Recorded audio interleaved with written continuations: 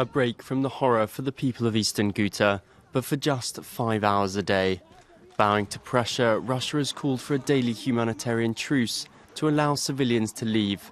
Buses and ambulances would be waiting to evacuate the sick and wounded. But it is far from the 30-day ceasefire that the UN Security Council resolution called for on Saturday.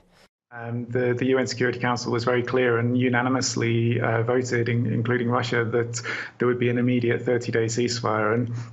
And 5 hours a day is just not enough. That still means that for 19 hours a day, children and families are going to be living under bombing.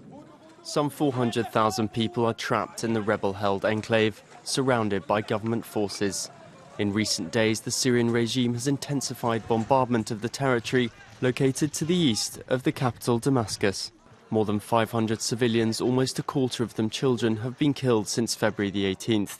Moscow says the humanitarian corridor is aimed at saving lives, but opponents of the Syrian regime say it is a cynical ploy to snuff out the last pockets of rebellion.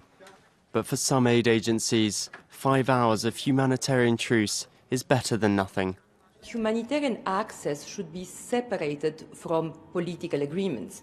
Political agreements are hard to reach. We do not need a long-lasting and systematic ceasefire. What we need is for all those fighting to agree to windows during which they let humanitarian aid in.